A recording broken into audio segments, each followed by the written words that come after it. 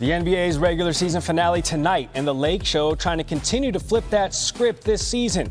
They clinched a winning record on Friday despite starting the year 2-10, and they still have a chance to avoid the play-in tournament with a win against the Jazz and a little help by way of the Blazers, who have to knock off the Warriors. Let's head out west and welcome in NBA reporter Dave McMenamin joining us live. Dave, fantastic to see you. LeBron in his 20th season, his 15th time now making it to the postseason, and he summed it up on Friday saying, pretty cool that now we get to finish this season with at least a guaranteed winning record. So what's the pulse of this team on the last day of the regular season? Yeah, Gary, LeBron said that it's felt like 4 or 5 seasons in one as we're now finally at game 82. But the team feels like they found a defensive identity. They're one of the top 5 teams on the defensive end since the trade deadline. And, certainly there's a desire for more continuity, but they recognize they got to do it on the fly. They've had, obviously, LeBron James's injury, D'Angelo Russell's missed time, Dennis Schroeder just missed the last game they played on Friday night. But they feel like when they have guys on the floor, no matter who it is, they know what their identity is and they know what they're trying to accomplish as a group. And that gives them confidence heading into whatever the playoff scenario will be, whether it's a play-in or somehow sneaking into the top 6. Those guys on the floor, of course, are consisted of the main characters, LeBron James, Anthony Davis, of course, D'Lo. But, man, this supporting cast has been impressive in this home stretch of regular season games. And the Lakers aren't done. A few new additions heading into now the postseason. What's the latest, Mac-10? Yeah, Gary, sources tell me that today the Lakers will sign center Tristan Thompson, also guard Shaquille Harrison, and waive Davon Reed to create the roster spot to accommodate the extra player. Thompson obviously played 4 straight NBA Finals with LeBron James in Cleveland. He's a veteran voice and gives them some insurance behind, obviously, Anthony Davis, who's still dealing with a right foot injury, and Mo Bamba, who missed the last month and a half, basically with a high ankle sprain. Shaquille Harrison, someone the Lakers program is very familiar with. He played with the South Bay Lakers of the G League this season. Got a call up to the Portland Trail Blazers, who has some NBA experience as well. Another defensive-minded guy. And again, I mentioned the injuries to D'Angelo Russell and Dennis Schroeder as of late gives them another point guard for Darvin Ham to throw out there with a defensive mentality should they need it. And all of this amounting to the Lakers, who aren't in the 5th seed, but they do have the 5th best odds to win the West at plus 700, according to Caesars. That's Dave McMenamin with us this morning on SportsCenter. Mac-10, much appreciated. On ice or the hardwood, another week in the association means another batch of 40-point performances on Tuesday. What about JoJo? 52 strong against the Celtics, becoming the first center with 3 50-point games in a single season since Kareem did it back in 1972 on his way to an MVP. It is JoJo. Also on Tuesday, Spida dropping 43 against the Magic. He becomes the 5th different player over the last 30 seasons to score 40 points in 4 consecutive games. And last Sunday, Kyrie put up 41 points in a loss against the Hawks down in Atlanta. It was his second 40-point game with the Mavs and the 4th of the season, although the Mavs, as you know, they're not in the playoffs. So as we enter the last day of the NBA's regular season, there have been 200 40-point games this year, which is 58 more than any other season in NBA history. The previous record was 142 games back in the 61-62 campaign. There are currently 6 players averaging 30 points per game, which would tie the 61-62 season for the most all time. All right, so it is the last day of the regular season in the association. Can't believe it. Still plenty to play for, though. So we're going to take you through some, we can call them simple scenarios out west and what's going on here. The 9 seed in the play-in tournament will be decided when the Pelicans play the T-Wolves. The loser is the 9 seed. The Pelicans could get as high as a 5 seed, though, believe it or not. They'll need a lot of help. In Los Angeles, the Clippers are hoping for the best case scenario. That would be the 5 seed 2, which they will earn if they beat the Suns in Phoenix later today. If LA gets the 5 seed, those two will meet again then in the playoffs. The Warriors can also get the 5 seed. They'll need a win and a Clippers loss.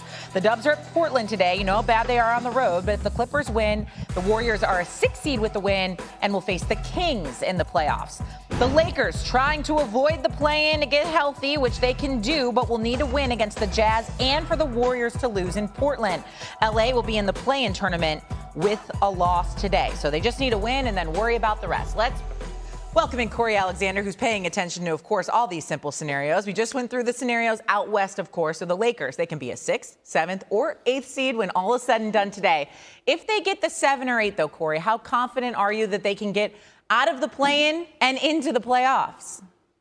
Shay, I'm so confident in the Lakers getting out of the play-in and into the playoffs and even winning a first-round series, whether that's against Denver or if that's against Memphis. And they're going to have to do that behind Anthony Davis, who's been their best player over the last 2 months, really carried them when LeBron James was out, and they became such a better defensive team. So AD doesn't only give them that plus on the offensive end of the floor, he gives it to them defensively as well, and that's why the Lakers have made this surge from out of the play-in to now into possibly the playoffs and an opportunity to move on at least into the second round. And hey, moving on to the second round, though, would have seemed much easier if they did have a little more rest. Look, there's more drama in Los Angeles to go around.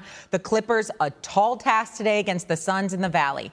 If LA wins, this will be the first round 4-5 matchup in the Western Conference. If they lose and avoid the Suns in the first round, they could fall to the play-in as well. Okay, all that being said, Corey, if you're Ty Lue, what's your approach for the game today?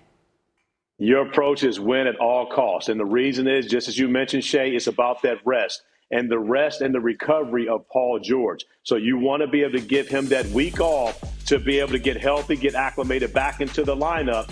And so now he's available coming back from that sprained knee, and you have a full complement of the deepest roster in the NBA to take on the Phoenix Suns in the 4-5 matchup in the West. So in my opinion, that is going to be the best matchup, and the winner of the 4-5 most likely will represent the Western Conference in the NBA Finals this season. All right, I like it. The play-in begins Tuesday, last day of the regular season today. First round of the playoffs begin on April 15th, so about 6 days away. Suns in LA, 121-107. Phoenix sitting Kevin Durant and Devin Booker and Chris Paul and DeAndre Ayton. Hey, win still counts. And that win clinching one thing for certain for the Lakers, a winning record. And this was a team that started 2-10, had to deal with lengthy injuries to LeBron and Anthony Davis, and now the Laker focus turns toward playoff seeding. Dave McMenamin has more from LA. After Friday's win over Phoenix, Lakers coach Darvin Ham admitted there are people on his staff that try to explain all the various scenarios that can land his team anywhere from the number 5 seed and a guaranteed first-round berth to the number 9 seed and in the play-in tournament. But it falls on deaf ears. That's their job, Ham said. My job is to coach the team. While there's still a lot to be determined looking ahead to this weekend, the victory over the Suns gave LA a reason to look back. The win brought their record to 42-39, guaranteeing the Lakers a winning record for the season. This after starting off just 2-10. They're just the 6th team in league history to start off that poorly and finish with a winning mark. We've turned this thing around, LeBron James said. In Los Angeles, I'm Dave McMenamin, ESPN. All right, Dave, thank you. 2 days left in this NBA regular season. Still plenty to play for. The Clippers guarantee themselves a top 6 seed if they win their final 2 games. That starts tonight against the Blazers. And on Sunday, Lakers and Pelicans both have a chance to move up to the 6th seed if the Clippers falter. Basketball analyst Corey Alexander is with us now on SportsCenter AM, joining us from Portland. Teams are still fighting for that 5th seed out west, and that guarantees a date with the 4 seed Phoenix Suns. They're locked into that spot. Which team poses the biggest threat, Corey, to Phoenix? Well, Randy, I think both teams pose a threat, but they have to be whole. They have to be healthy to be able to do it. If the Clippers can get Paul George back and in rhythm by the playoffs, then they pose a big-time threat to the Suns. And he's a guy that, of course, is a dynamic playmaker, but also he's one of those guys that can get the job done on the defensive end of the floor. And when you play against the Suns, you're going to have 2 elite defenders. And those elite defenders can be Paul George. They can be Kawhi Leonard. You have to have that to try to beat Kevin Durant and Devin Booker, and that's going to be important. And then when you think about the Warriors, whoever gets to that 4-5 matchup, in my opinion, they come out of the West. Andrew Wiggins, if he's whole, and then you've got Draymond Green, you still have those 2 elite defenders, but you have the most elite offensive player when you think Steph Curry, who also poses a huge threat to the Suns. So those two teams going up against the Suns, the winner of the 4-5 matchup, that's the representative of the West in the NBA Finals, in my opinion. So whether it's the Clippers or the Warriors or the Suns in this situation, one of those three teams is coming out of the Western Conference and playing for a title. So says Corey Alexander. We know it won't be the Mavericks. They're going to be watching these playoffs on television along with the rest of us, eliminated with a loss last night. Here's their coach, Jason Kidd, speaking with night of a back-to-back here for the Anthony Davis, D'Angelo Russell. What can you tell us about their availability here? Well, I think you could expect D'Angelo Russell makes his return to the Lakers lineup tonight. He missed that game in Utah last night with a left foot injury. And LeBron James, he played more minutes last night. I think the Jazz dragging the Lakers into overtime, forcing that team to play more minutes, have to exert more energy on a back-to-back, certainly has thrown it off a little bit for them. But you can expect also LeBron James to play this evening. Anthony Davis is the question. He's not played any back-to-back since he's come back from that foot injury.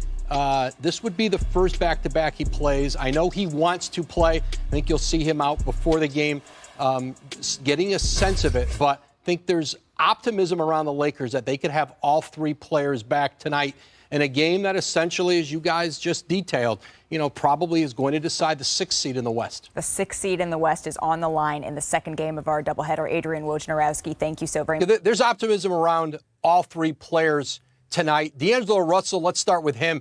He's expected to play. He sat out last night in Utah with that sore foot. LeBron James played 38 minutes in that overtime game. I think there's also, real optimism. He'll be on the floor tonight. And then Anthony Davis is probably the one player with the most question around him. He has not played a back-to-back this season since coming back from that foot injury about 20 games ago. Played 42 minutes last night, the most he's played in this stretch of the season since he came back. But listen, he very much wants to play. I know he got nicked up again last night, but I think for the Lakers, they understand the urgency of this game. With the Clippers fighting to essentially stay out of the play-in, to get that 6th seed in the West. I think we'll know with Davis a little closer to game time, but LeBron James, D'Angelo Russell, I think expected to play against the Clippers tonight, who have won 10 straight games against the Lakers. Identical records for these two games heading into this one. We will have much more to get you ready for this on NBA Countdown, but for right now,